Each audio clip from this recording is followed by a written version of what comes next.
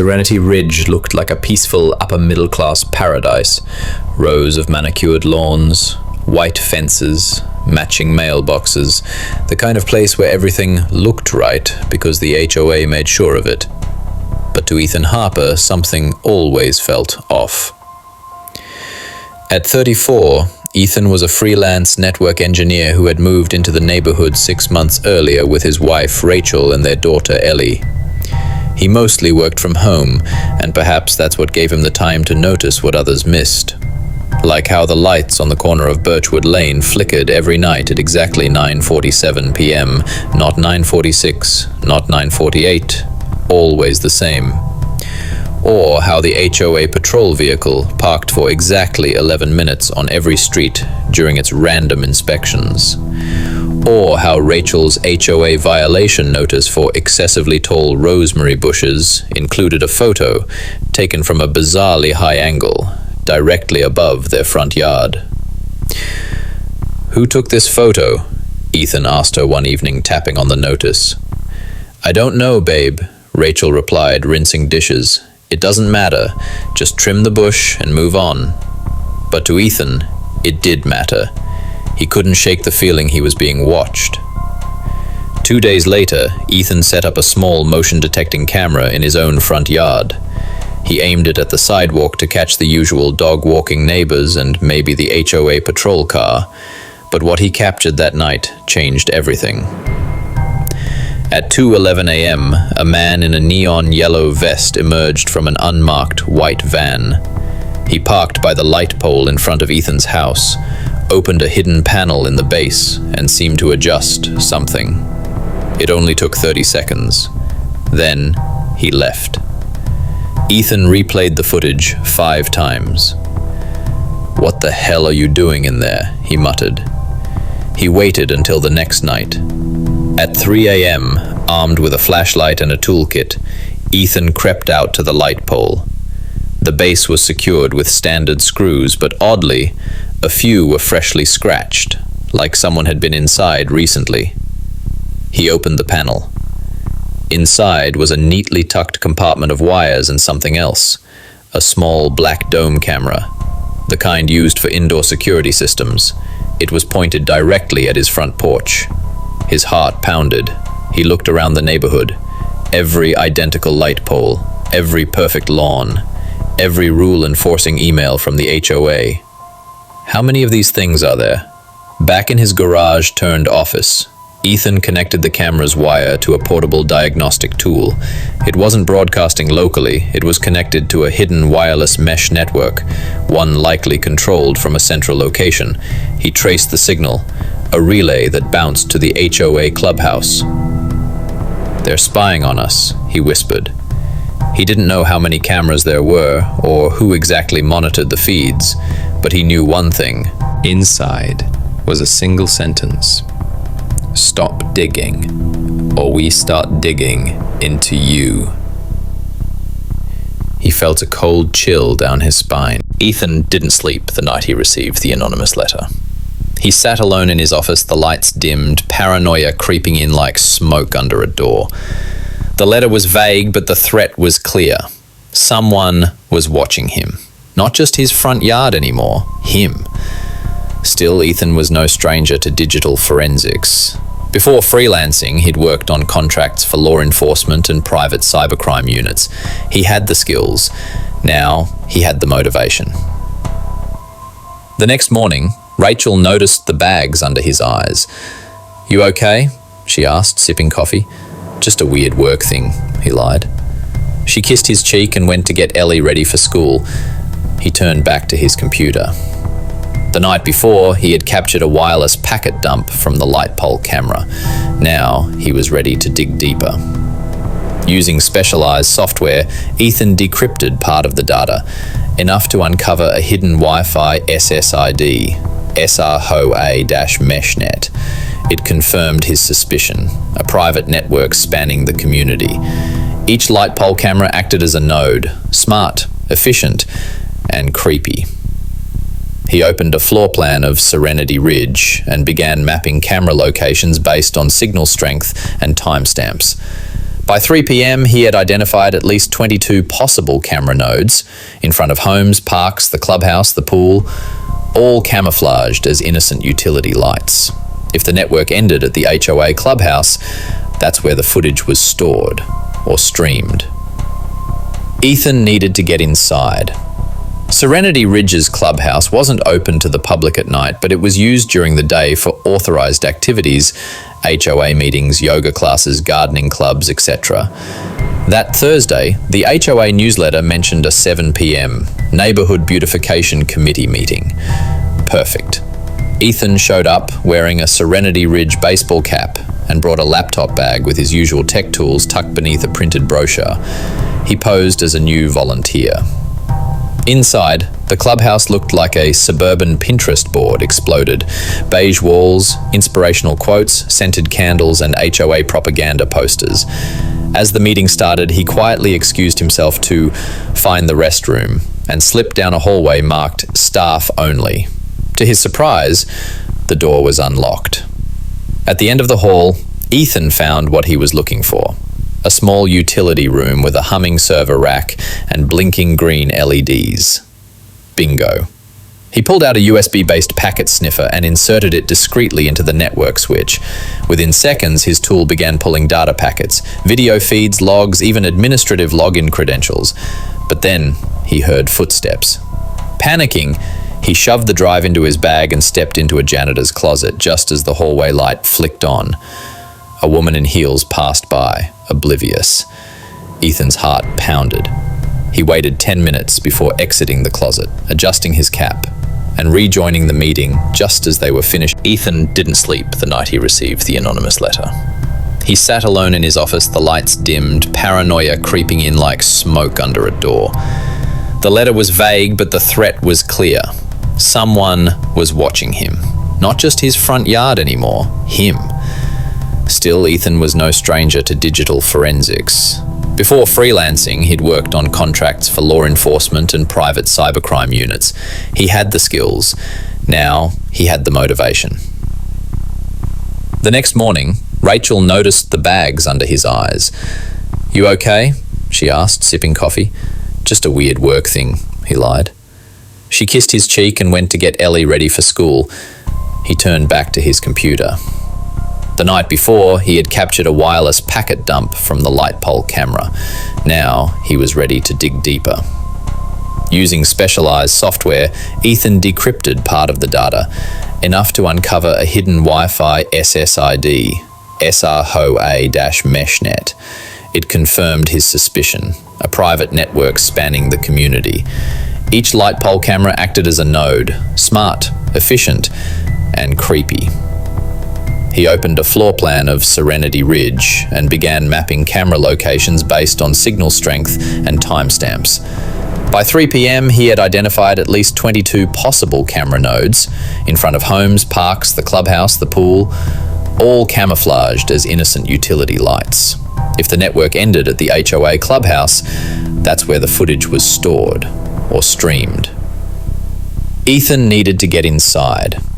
Serenity Ridge's clubhouse wasn't open to the public at night, but it was used during the day for authorized activities, HOA meetings, yoga classes, gardening clubs, etc. That Thursday, the HOA newsletter mentioned a 7 p.m. Neighborhood Beautification Committee meeting. Perfect. Ethan showed up wearing a Serenity Ridge baseball cap and brought a laptop bag with his usual tech tools tucked beneath a printed brochure. He posed as a new volunteer. Inside, the clubhouse looked like a suburban Pinterest board exploded. Beige walls, inspirational quotes, scented candles, and HOA propaganda posters. As the meeting started, he quietly excused himself to find the restroom and slipped down a hallway marked "Staff Only." To his surprise, the door was unlocked. At the end of the hall, Ethan found what he was looking for. A small utility room with a humming server rack and blinking green LEDs. Bingo. He pulled out a USB-based packet sniffer and inserted it discreetly into the network switch. Within seconds, his tool began pulling data packets, video feeds, logs, even administrative login credentials. But then he heard footsteps. Panicking, he shoved the drive into his bag and stepped into a janitor's closet just as the hallway light flicked on. A woman in heels passed by, oblivious. Ethan's heart pounded. He waited 10 minutes before exiting the closet, adjusting his cap, and rejoining the meeting just as they were finished. Back home, Ethan plugged in the sniffer drive. He found something far worse than expected. The video feed wasn't just live, it was archived, labeled, catalogued by address. Every home had a folder. Every file had a timestamp. He opened a file titled 421 Birchwood, 10:03 p.m. It was footage of a teenage girl, his neighbor's daughter, sitting on her porch scrolling through her phone. No crime, no danger, just monitored. Another video showed an elderly man in his backyard in his robe, completely unaware. Another, this time his house, showed Rachel on their porch late at night, feeding their cat. The camera zoomed in as she bent down. Ethan slammed his laptop shut. "This isn't surveillance," he whispered. "This is voyeurism." He had enough to go public, but who would listen? The police? Would they believe him? Or protect the HOA? He decided to reach out to someone unlikely to be biased, a local investigative journalist. Her name was Monica Reyes, known for her reporting on local government overreach. He sent an encrypted email with samples of footage, screenshots of the network, and a brief explanation. 3 hours later, she replied, "Meet me tomorrow, 4 p.m. Bring everything." That night, just before bed, Ethan received a strange notification. A private message on a secure forum he hadn't visited in years. A network engineers community. The message read, "They're monitoring your IP. Stop scanning their network. You're being watched, even offline." It was from a user named Zero Frame. Ethan stared at the screen. Whoever they were, they had eyes not just in the light poles, but possibly even in his own home. The next morning, Ethan took a closer look around the house. He turned off his Wi-Fi, pulled out his RF scanner, and started sweeping room by room. Nothing. Nothing. Ping. Behind the living room vent, something was broadcasting a weak signal. He unscrewed the vent cover and found a tiny, battery-powered transmitter. Oh my God. They had planted a bug inside his home. But how? When? Had the HOA installed it during a routine inspection? Was the letter a warning? Or a distraction? Ethan knew two things. Number one, he needed to meet Monica immediately.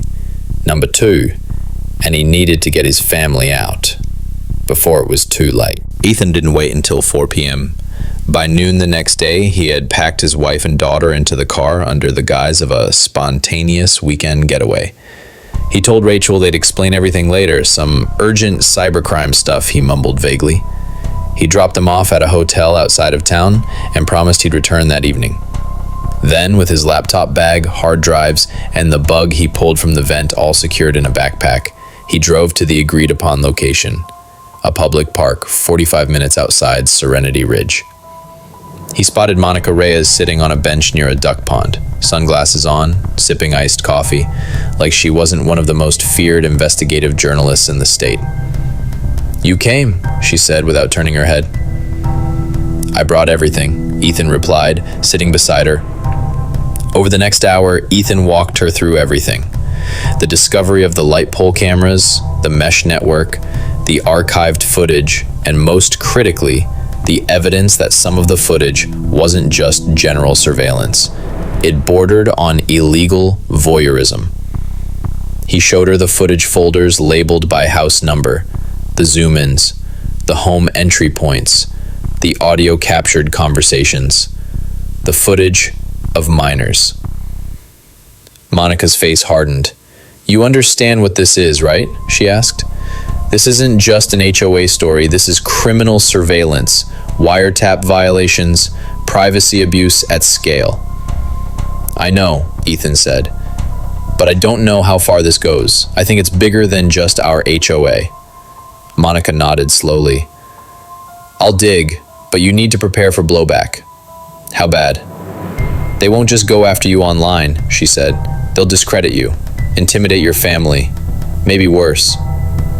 Ethan clenched his jaw. "They already planted a transmitter in my house."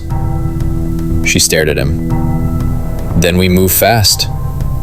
That night, Monica published a private initial report to her encrypted newsletter subscribers, asking others to come forward if they suspected similar issues in their own neighborhoods. Within 24 hours, she had 3 responses from other towns, each describing strangely specific HOA rules, odd infrastructure maintenance, or security footage sent without explanation. But one reply stood out. "I used to work with Serenity Ridge HOA tech team. I quit 2 years ago when they upgraded the light poles. Cameras were added without community knowledge. They called it Project Overlook. I have copies of the original server configs. Signed, former tech guy 89. Monica forwarded the message to Ethan. He immediately responded through an alias and arranged a call. The man on the other end, his real name was Derek Lang, was soft-spoken but clear. "I didn't know the extent at first. They said the cameras were for crime prevention, just parking violations and vandalism. But I started noticing strange access patterns. HOA board member..." "Yes," Derek confirmed. "They were using software from a third-party contractor. I traced the company. They're not listed anywhere legit. Shell website, no staff, just a PO box in DC. "Federal?" Monica asked, jumping in. "Or black market," Derek replied. "Could be both." "What was the contractor's name?" Ethan asked. Derek hesitated. "Northwind Infrastructure Solutions." Ethan scribbled it down. "Never heard of them." "They have contracts in multiple HOAs," Derek warned. "This isn't just Serenity Ridge. It's a surveillance network disguised as neighborhood associations." That same night, as Monica began preparing a full public expose, Ethan's internet went down. Then his phone glitched. Then his email accounts locked. By morning, a Facebook group had popped up called Stop HOA Hacker Ethan Harper. It accused him of being a criminal, a hacker, a danger to community safety. Neighbors began whispering. One even shouted at him while he took out the trash. "Hey Harper, go spy on someone else," Rachel called, worried. "What the hell is going on?" "We're being framed," Ethan said. Ethan realized they were using HOA infrastructure against him. The cameras were likely being used to monitor his movements live. The digital sabotage was timed with Monica's leaks. Someone inside had high-level access. He needed to expose it all, but publicly. So he did what he knew best, built a mirror site. A place where he could upload the video evidence, camera network maps, and a full walkthrough of how the surveillance system worked, in simple terms for regular people. He embedded logs, technical diagrams, even snippets of Zoom calls he had secretly recorded during his fake volunteer stint. Then he bought a domain, watchthewatchers.org, and published everything. Within 12 hours, the site got 10,000 visits. Within 24 hours, it had 100,000. YouTubers picked up the story. TikTok creators made dramatic reenactments. Reddit went wild. Headlines read, "Suburban Spy Network. HOA accused of illegally filming residents." Hidden cameras in light poles spark nationwide outrage. Whistleblower claims HOAs linked to mass surveillance grid. Lawyers began circling, so did politicians. Ethan knew the HOA board would panic. 2 days later, Ethan received word from Monica. The HOA Clubhouse was just raided by state police, she said. They found servers, drives, dozens of archived videos, access logs confirming that multiple HOA board members had used the system to watch residents, sometimes for hours without any authorization or legal justification. The HOA president, Craig Mullen, was arrested. 3 other board members stepped down immediately. 1 left town. But as Ethan... The morning after the rain, Serenity Ridge looked nothing like the quiet suburb it used to be. News vans lined the streets. Reporters interviewed stunned residents on manicured lawns. Children pointed at the light poles that once silently watched over them, now sealed with police tape and evidence tags. Rachel sat beside Ethan in their kitchen, scrolling through headlines on her tablet. "I still can't believe it," she muttered. "Craig, watching us? Our neighbors?" Ethan nodded, bleary-eyed. It wasn't just him, it was organized. Outside, several families packed boxes into U-Hauls. Residents weren't just angry, they felt violated. Every recorded moment, every anonymous HOA complaint, every denied appeal, now seen in a sinister light. The Serenity Ridge HOA was in shambles. But Ethan's instincts told him one thing: this wasn't over. A week later, the first court hearings began. Craig Mullen was charged with illegal surveillance, wiretapping, voyeurism, and conspiracy to commit digital privacy violations. His defense team denied everything, claiming the cameras were part of a community safety pilot program. But Monica's investigation had unearthed a damning detail: Craig's emails with a federal subcontractor named Northwind Infrastructure Solutions. In court, Monica testified, so did Ethan. So did the ex-tech employee Derek Lang. And then came the real shock. The prosecution presented a contract between the HOA board and Northwind, signed 18 months earlier, labeled Confidential Municipal Safety Initiative Tier 2. The scope? Data harvesting, behavioral observation, incident pattern modeling. It was clear. The HOA had become a test site for mass behavioral surveillance, and Craig wasn't the architect. He was just a gatekeeper. Ethan and Monica dug deeper into Northwind. It wasn't listed under any federal contractor registry. Its website was a shell. The address traced to a shared law office in DC. Every phone number ended in voicemail. But a leaked invoice revealed payments from 5 other HOAs across 3 states. 1 HOA in Arizona, 1 in Florida, 1 in Oregon. Ethan realized Serenity Ridge was just a pilot site. The project, Project Overlook, was being slowly deployed nationwide under the guise of community enhancement. What they were really building was a surveillance grid hidden inside suburbia, and it had to be stopped.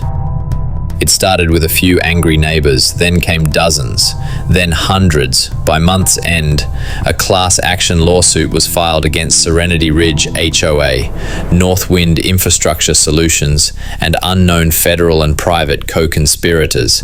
Allegations included illegal surveillance, emotional distress, violation of children's privacy, non-consensual data harvesting, covert audio-video recording. The court ordered an emergency freeze on the HOA's financial accounts.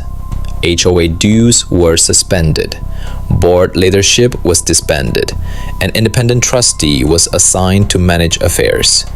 And most importantly, every light pole was dismantled. Inside each one, state investigators found hidden transmitters, microphones, and motion-activated lenses. Ethan, once painted as a criminal hacker, was now hailed as a hero. News networks interviewed him, advocacy groups reached out. His website, watchthewatchers.org, had over 2 million views. But Ethan refused most interviews. "I didn't do this for fame," he said in a rare podcast appearance. "I did it because I have a daughter, and I want her to live in a world where privacy still matters." Monica Reyes published a best-selling book on the scandal called The Light Pole Lies. It became a sensation. Congress held hearings on unregulated HOA authority and private surveillance partnerships. Civil liberties groups demanded new laws. Ethan quietly moved his family out of Serenity Ridge, but he kept the site running, now a watchdog hub, accepting whistleblower tips from across the country. 3 months later, Ethan received a plain box on his doorstep. No return address, just one word: truth. Inside was a flash drive and a typed note. "We didn't stop them, we only slowed them down. Northwind is moving into a new suburb in Nevada. Same cameras, same project, new board members. You exposed one head of the Hydra. The rest are growing back." 0 frame. Serenity Ridge now exists in infamy. A cautionary tale of HOA overreach, mass surveillance, and the consequences of trading privacy for safety. Ethan still watches the headlines. New names, new suburbs, new contracts. But the message is spreading. People are asking questions, reading HOA fine print, inspecting light poles, demanding answers. And somewhere in a new neighborhood, a light blinks on at exactly 9:47 p.m. But now, someone's watching back.